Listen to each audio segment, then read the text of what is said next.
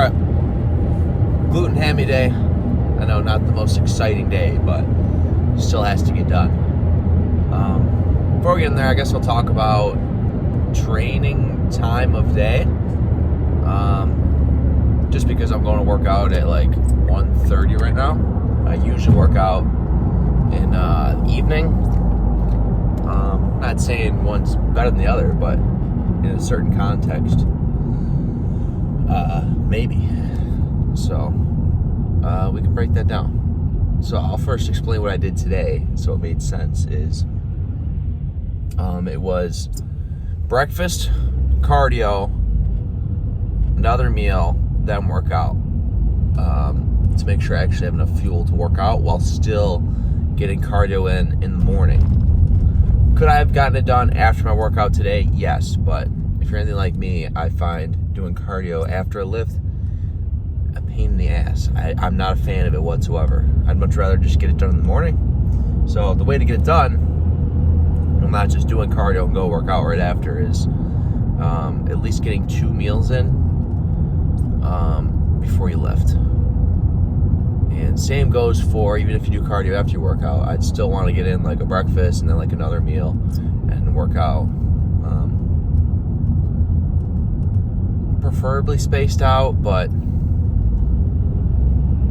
if not, that's fine. I mean, I know not everyone has the exact perfect timing to be able to get 2 meals in or for the workout, but the point being made is to have something in you before your workout. Preferably both meals have a little bit moderate protein, moderate carb. I used to think that the only carbs that mattered for your workout were the ones that you had right before. You know, if you ever had like a Rice Krispie treat or something, or like pre-workout cereal or some shit.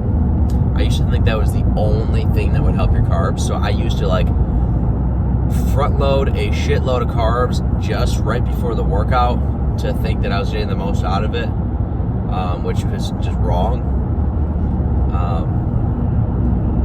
And yeah, I remember I used to just feel sick going to work out because I would have a giant bowl of cereal, right? And then I would have like a liter of lemonade because of all the sugar in it for the carbs. And I thought like, man, this is gonna help get like a super big pump in the gym. When in reality, like, no. It's not how your body works. It doesn't just magically flush all those carbs into your bloodstream to get a good pump in right after you eat it. Like, it takes time to digest, one. And two, it's not that they just disappear right after you digest the meal. So all the carbs throughout your day actually benefit it, but to a point.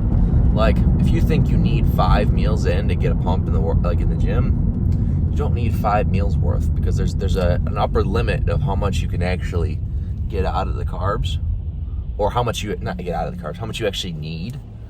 I guess an exaggerated example is like, if I'm having 2,000 grams of carbs, it's not going to have much of a difference on the pump if I'm having 600 grams of carbs in a day. Not going to be much of a difference. Even if 2,000 is possible, I don't know. Don't think so, without throwing up. So yeah, that was something I wanted to mention, which is why I mentioned the 2 meals, because then you don't have to have a big digestive load right before you work out, and then all your blood's trying to digest the food. Yeah, then timing of day, when to work out. Honestly, personal preference, as long as you have that one box of like getting meals in checked. On a bulk, I usually like to work out evening because I found it easier to get the meals down if I can get as many as I can prior to the workout. And then I'm also not having to stay up at night 3 a.m. trying to get meals down for the day, which is like top 3 worst things about bodybuilding, in my opinion. Midnight and you got 3 meals to go. It's like, fuck. Am I really built for this shit? So, yes, there's that. And then, what else? On a cut, maybe that in the morning. Well, not in the morning. I'd usually work out around this time on a cut, like 1 o'clock or so to get the 2 meals in at least, because then I found it's easier with the diet if I push the meals back as far as I can. So it's kind of like an inverse of when I'm out of bulk. But right now I'm definitely still not full, or I'm definitely full and I'm still not hungry, even though I'm 4 weeks into a cut now? 3 or so? Something like that. Which is nice. That being said, I'm just working out earlier. One, because it's the weekend, gym's not open late. 2, I'm probably going to be doing a bunch of stuff this afternoon, so it's like, I'm not going to be too anal about the exact time I'm going to work out if I got other stuff going on today. So yeah, which is also why during the workout, I'm probably not going to talk as much. So let's see if I can explain as much as I can, just so I can crank through the film of the workout, keep up with the pace, and maybe talk in the car on the way home after posing. Or I will talk in the car. So I guess it'd be a more realistic. Well, I wouldn't say my other videos are realistic. I just meant without the talking to the camera or talking to you guys, realistic. Because I'm just fucking churning through everything. Training's the exact same. It's just I'm not going to be talking. So yeah. What else about diet, or at least training time?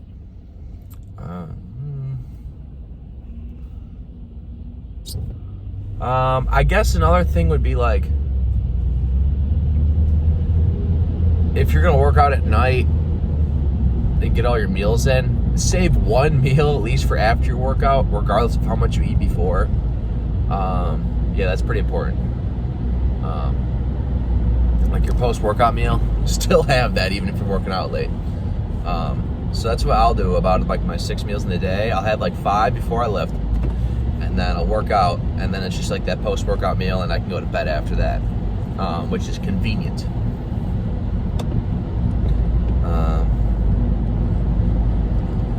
And then yeah, on a cut, it's easier to space out my meals for the rest of the day when I work out earlier in the day. And then also it's like I can have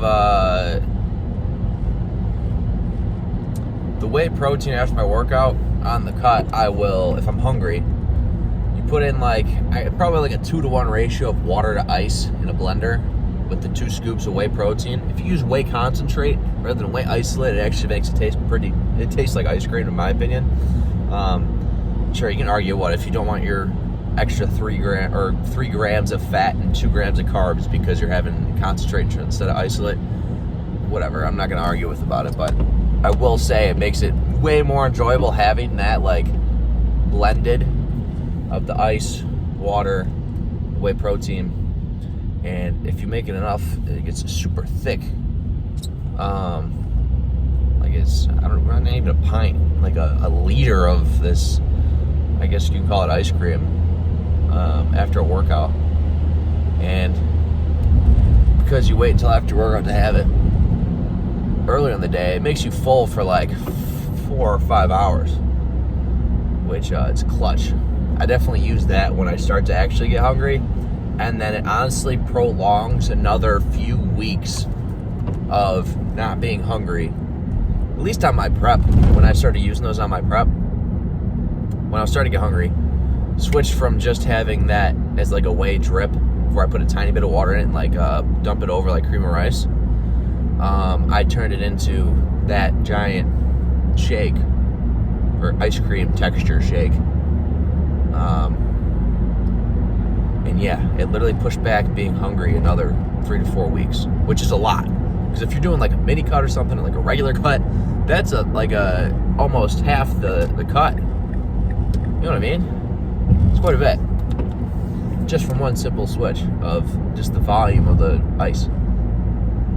So that's just another thing that's nice about the working out in the earlier in the day on the cut.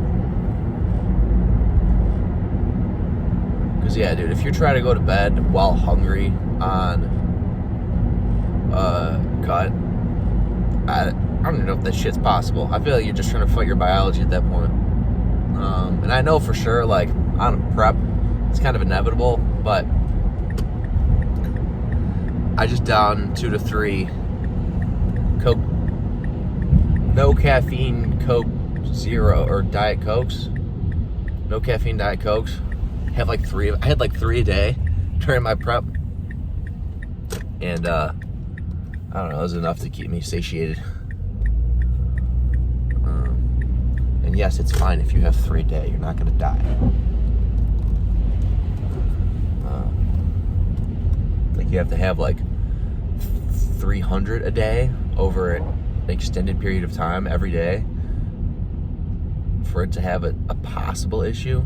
So it's quite literally impossible for fake sugar to harm you, unless if you literally set up an IV to your bloodstream and just start pumping it in. So yeah, that's all I got for the car talk here. We're here, and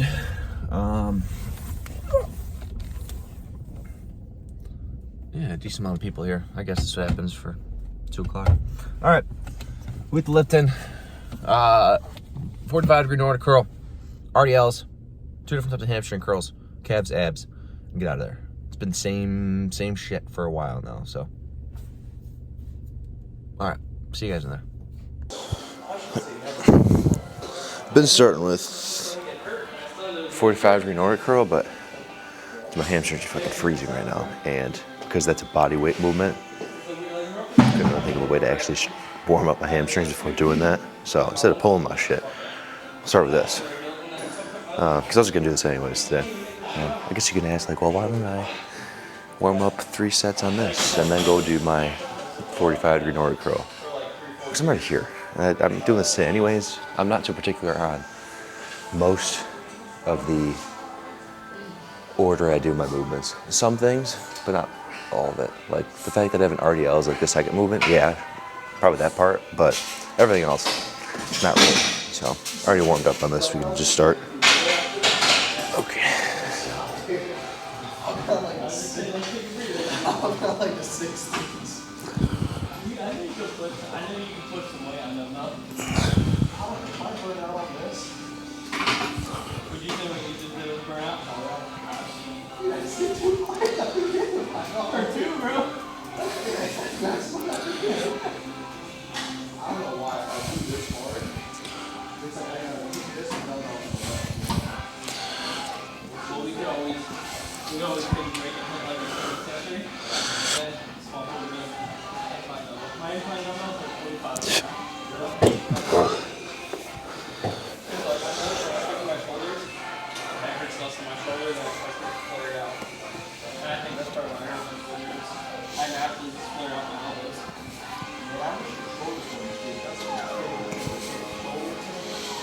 I've been hitting those weekends. Well, we can get my buddy with shoulders on Thursday. Let's do it.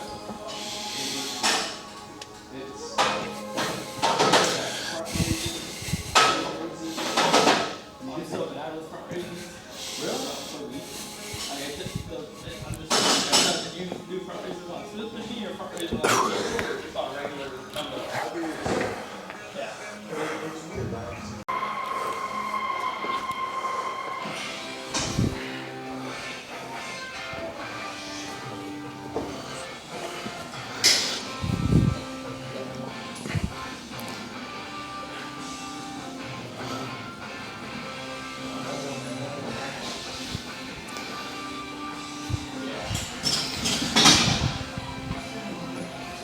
Alright, well, it's still progress. I'm really tired. So what I look to do, I call to take my swing hat over that. I'm like, oh, you're knocking it out with you. There's like pros and cons to both.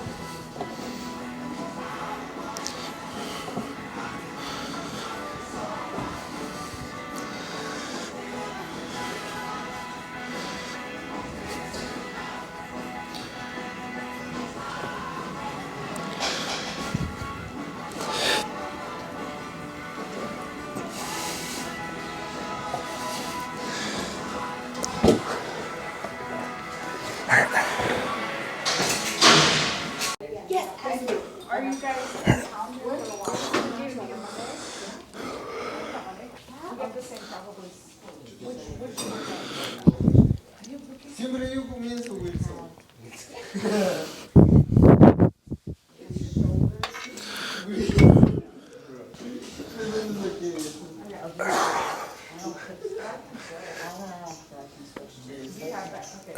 I can do that.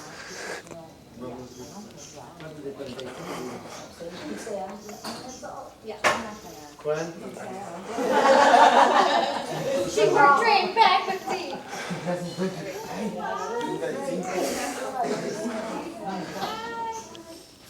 Ahí está la de 25. Voy a buscar dos de 10. No, there's something else. Yeah.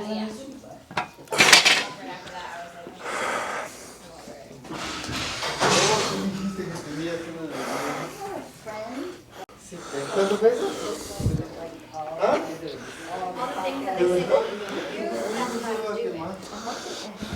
No sé.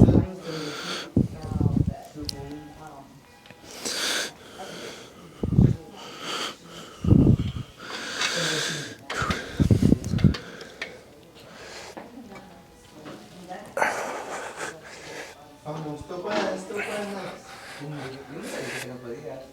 ¿Ah? Yo digo a mí mismo, porque tú no me dices. Esa es tu motivación.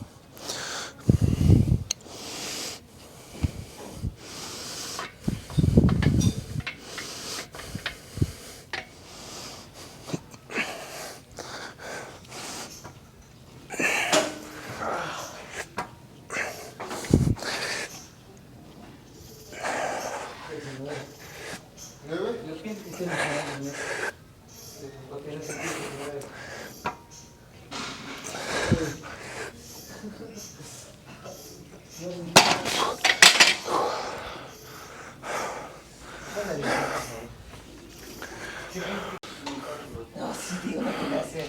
La de 5 meses. No, que no. No, es muy raro. No, es que se pesa. Es que después, ahorita no siento nada, pero después mi esposa. Pues sí, lo que quiero.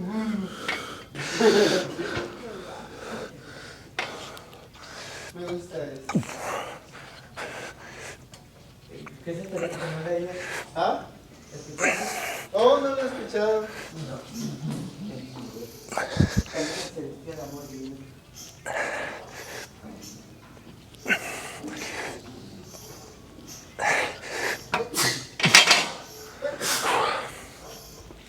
Me sale amor prohibido. Sí, está buena, esa está escuchando.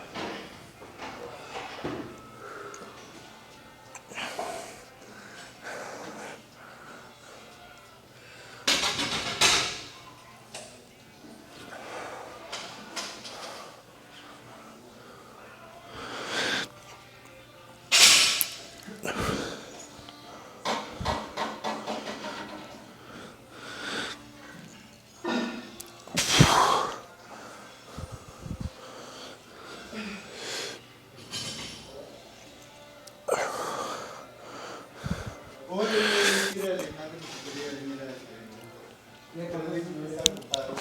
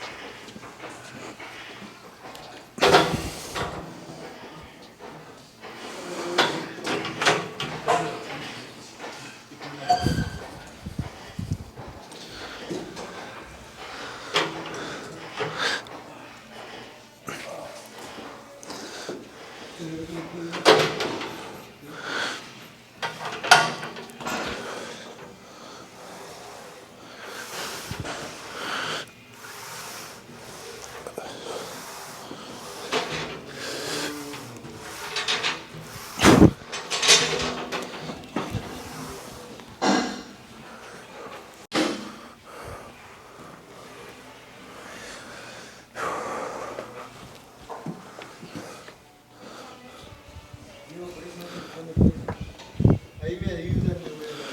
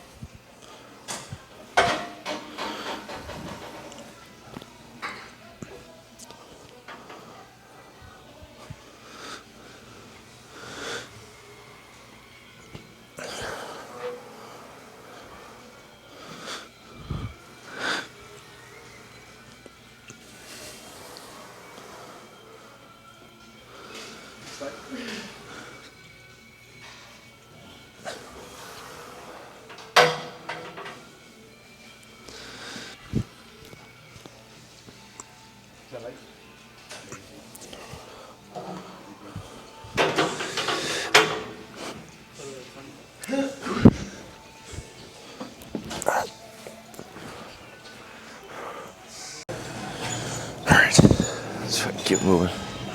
This is it for hamstrings. This, like 4 sets of this, and then we'll do calves, abs. Get out of here. I'll leave the talking for the car.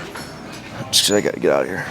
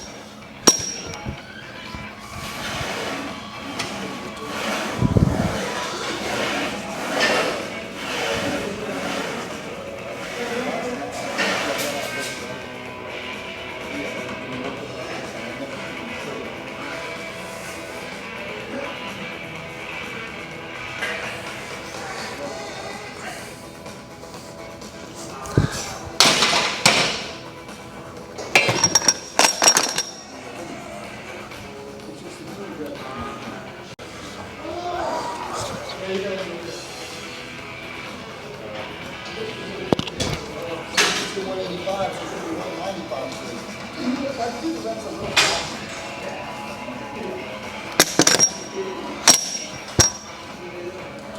Every rep just is slow. That's what we get. Use some fast quick. Don't be like it says at 8 fast.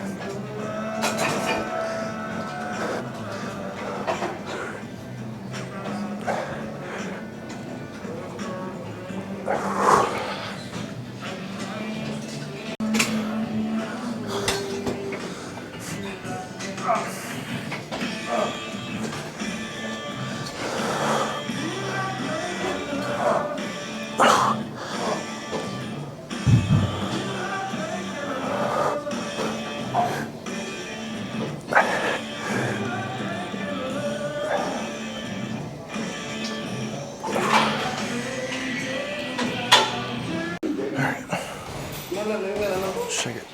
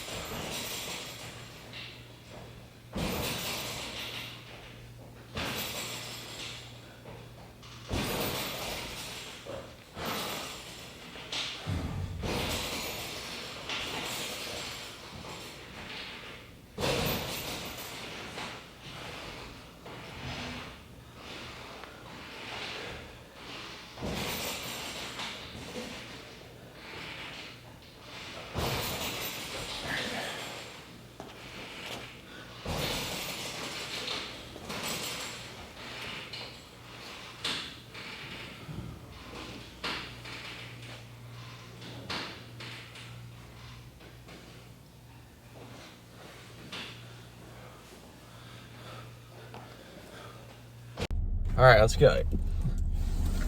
Oh, man.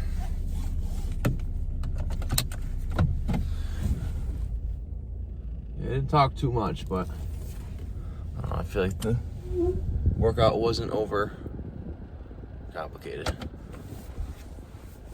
the hell is this guy doing?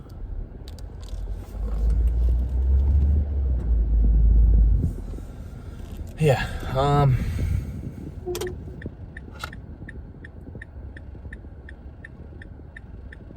I guess half of them you could call glute, half you could call, what are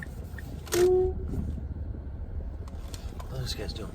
Half you could call glute, half you can call a hamstring. Yeah, it's honestly a good amount of volume for legs. And because I split my leg days up, I have no problem with that amount of volume for glutes and hamstrings alone. Because it's going to be another 7 days until I hit glutes and hamstrings again. So,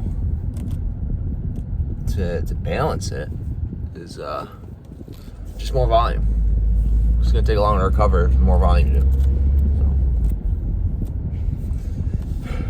Yeah, I guess you can look at plots. Even though some of the shit he did was not like ideal, I mean, you can't deny he had some big ass legs. And for his leg days, he hit it once every like 2 weeks because of how much volume and intensity his workout was, which makes sense.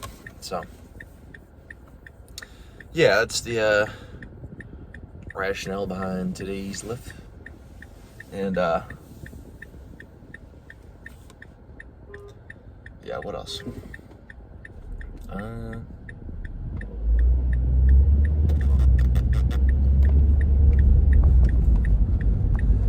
the hell do we want to talk about? Oh, I didn't really think of it before starting the video. I don't know, we can talk about, let's talk about something outside of lifting. A whole lot of that. I don't know, I talked about diet on the way here, and then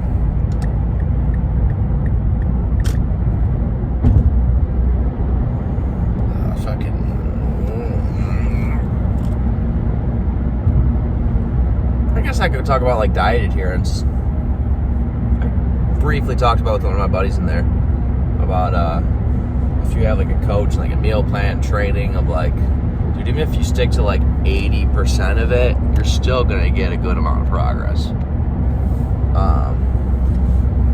So yeah, we can talk about that. Given like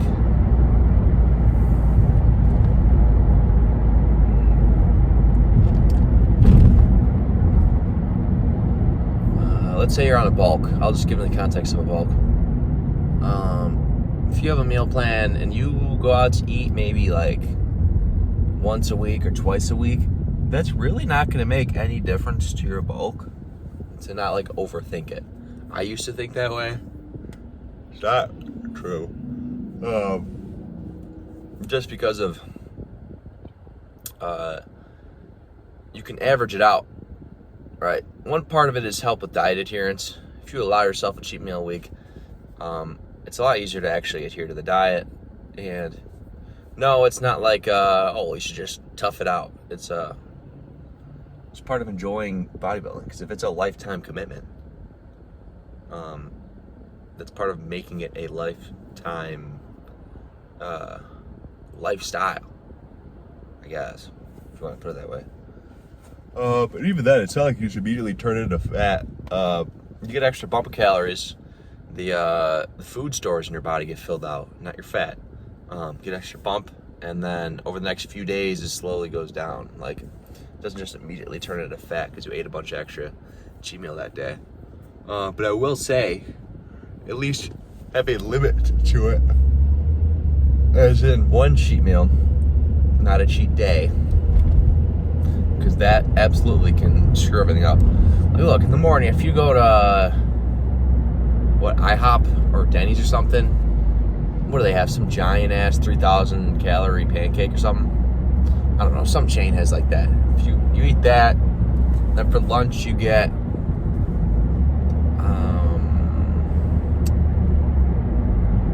pub sub that has a ridiculous amount of mayo on it because the guy working just like slabbed a bunch of mayo. I'm saying this because I almost got a sub like that, and I told the guy never mind because it was disgusting how much mayo was on it. If you get one of those, and then I don't know, in the evening you get like Wingstop, wings and fries, and then you get like eat 2 crumble cookies. Like, yeah, that's gonna do some damage. That is no just cheap meal. If you have one of those out of all those to replace one meal with that day, it's not going to be a problem. But if you just stack up all that shit in one day, then yes, your digestion's going to feel like crap. You're going to feel like shit. Your training's going to feel like shit. You look like shit. So, yeah, big difference. Yeah, I guess another thing is like not realizing that you should replace a meal with it instead of just like slapping on more food. Unless if you just want to have like a dessert as your cheat meal, which is fine. But usually you want to just like replace a meal with it because assuming that the meal you're going to replace, the cheat meal is going to be more calories, which is what helps make it no problem with going over on your calories.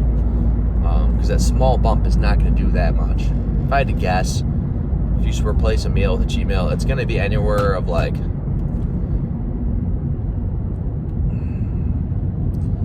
800 calories to, I don't know, like 1,500 more on top of your day. Even that, maybe it's a little less than that. And that's not going to do much damage. That's not going to do any damage. Just because how it's going to get spaced out throughout the days. Because if you stay right on diet the next day and you're training and your cardio, then it all keeps churning through, right? The problem is when you have a cheat meal and then you skip the gym the next day and then you half-ass cardio and then you're fat. That's how it works. I guess on like a cutting aspect, like if you have one meal that's out of your plan, that's not going to destroy your cut. I will say, in my opinion though,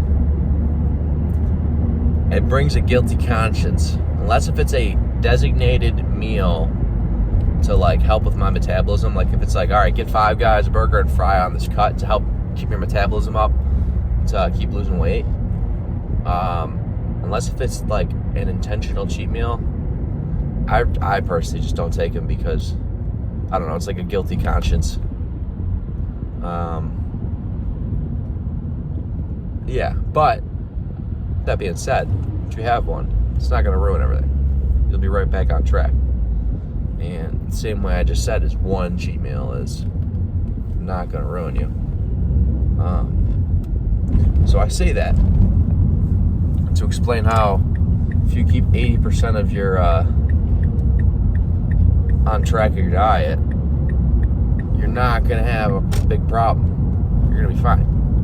So